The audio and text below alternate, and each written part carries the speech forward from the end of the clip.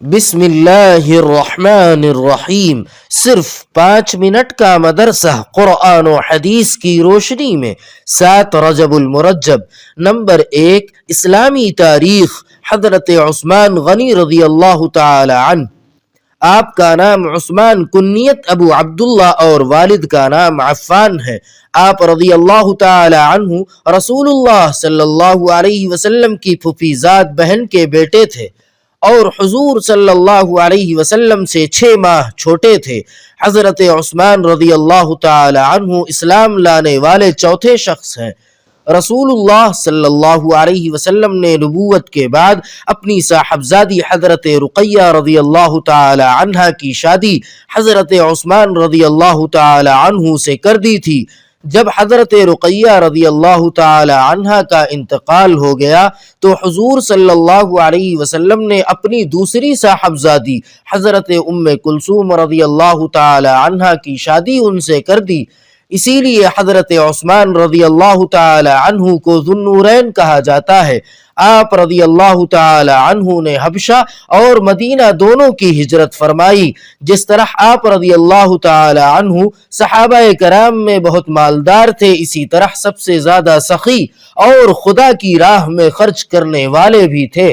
حضرت عمر رضی اللہ تعالی عنہ کے انتقال کے بعد یکم محرم الحرام سن 24 ہجری کو صحابہ کرام رضی اللہ عنہم نے آپس میں مشورہ کر کے حضرت عثمان رضی اللہ تعالی عنہ کو خلیفہ منتخب کر لیا۔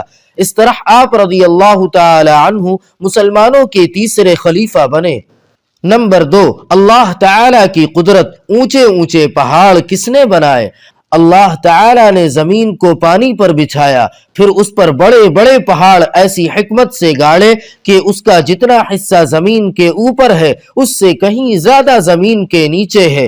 ان پہاڑوں نے زمین کو ہلنے سے روک رکھا ہے۔ اگر یہ پہاڑ نہ ہوتے تو زمین پر اتنے زلزلے آتے کہ زمین کا سارا نظام درہم برہم ہو جاتا، لیکن یہ اللہ تعالی ہی کی ذات ہے جس نے زمین کو پہاڑوں کی کیلوں سے باندھ رکھا ہے۔ اللہ تعالی نے قرآن کریم میں فرمایا ہے، کیا ہم نے زمین کو فرش اور پہاڑوں کو کیلے نہیں بنایا؟ یقیناً یہ سب ہماری ہی کاریگری ہے۔ نمبر 3، ایک فرض کے بارے میں۔ دین میں نماز کی اہمیت۔ ایک آدمی نے آپ صلی اللہ علیہ وسلم سے عرض کیا، اے اللہ کے رسول، اسلام میں اللہ تعالی کے نزدیک سب سے زیادہ پسندیدہ عمل کیا ہے؟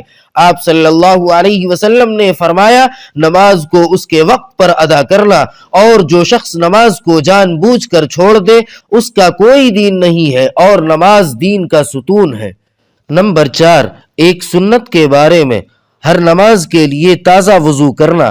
حضرت انس رضی اللہ تعالی عنہ بیان کرتے ہیں کہ آپ صلی اللہ علیہ وسلم کی عادت شریفہ تھی کہ باوضو ہونے کے باوجود ہر نماز کے لیے تازہ وضو فرماتے، اور ہم لوگ کئی نمازیں ایک ہی وضو سے پڑھتے تھے۔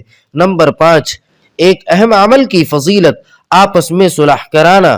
رسول اللہ صلی اللہ علیہ وسلم نے فرمایا، کیا میں تم کو ایسی چیز نہ بتاؤں جس کا درجہ نماز، روزہ، صدقہ سے بھی بڑھا ہوا ہے؟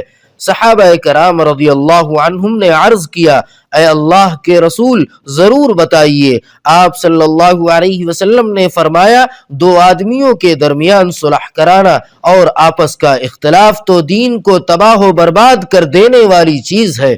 نمبر 6، ایک گناہ کے بارے میں۔ علم کو ذریعہ معاش بنانا۔ رسول اللہ صلی اللہ علیہ وسلم نے فرمایا، جس علم کے ذریعے اللہ تعالی کی خوشنودی اور رضامندی حاصل کی جاتی ہے، اگر کوئی آدمی ایسے مبارک علم کو صرف دنیا کا مال و متاع حاصل کرنے کی غرض سے سیکھے گا تو کل قیامت کے دن ایسا آدمی جنت تو جنت کی خوشبو بھی نہیں سونگھ پائے گا۔ نمبر 7، دنیا کے بارے میں۔ دنیا کی محبت اور آخرت کی بربادی۔ رسول اللہ صلی اللہ علیہ وسلم نے فرمایا، جس نے اپنی دنیا سے محبت کی اس نے اپنی آخرت کا نقصان کیا، اور جس نے آخرت سے محبت کی اس نے اپنی دنیا کا نقصان کیا۔ تو تم لوگ باقی رہنے والی آخرت کو ختم ہونے والی دنیا پر ترجیح دو۔ نمبر 8، آخرت کے بارے میں۔ قیامت کا خطرناک منظر۔ قرآن پاک میں اللہ تعالیٰ فرماتا ہے وہ دن قابل ذکر ہے جس دن سور پھونکا جائے گا تو زمین و آسمان میں جتنے فرشتے اور انسان وغیرہ ہیں سب گھبرا جائیں گے، مگر جس کو خدا چاہے وہ اس گھبراہٹ سے محفوظ رہے گا، اور اللہ تعالیٰ کے سامنے سب عاجز بن کر حاضر ہوں گے، اور تم پہاڑوں کو دیکھ کر یہ خیال کرتے ہو کہ یہ جمے رہیں گے، حالانکہ وہ قیامت کے دن بادلوں کی طرح اڑتے پھریں گے۔ نمبر 9، طب نبوی سے علاج، دبلے پن کا علاج۔ حضرت عائشہ رضی اللہ تعالی عنہا فرماتی ہیں کہ جب میری والدہ نے مجھے رسول اللہ صلی اللہ علیہ وسلم کے پاس رخصت کرنے کا ارادہ کیا تو میرے دبلے پن کا علاج کرنے لگیں، مگر کوئی علاج کارگر نہ ہوا۔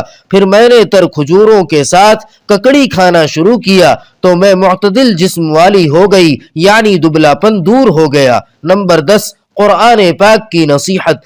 قرآن پاک میں اللہ تعالیٰ فرماتا ہے اللہ تعالیٰ کے احکام کو ہنسی کھیل نہ بناؤ، اور اللہ تعالیٰ نے تم پر جو احسان کیا ہے ان کو یاد رکھو، اور اس کا یہ احسان بھی یاد کرتے رہو کہ اس نے تم پر کتاب یعنی قرآن کریم اور عقل و حکمت کی باتیں اتاری تاکہ ان کے ذریعے تمہیں نصیحت فرمائے، اور اللہ تعالیٰ سے ڈرتے رہو، یقین جانو اللہ تعالیٰ ہر چیز کو خوب جانتا ہے۔ سبحان ربك رب العزة عما يصفون وسلام على المرسلين والحمد لله رب العالمين۔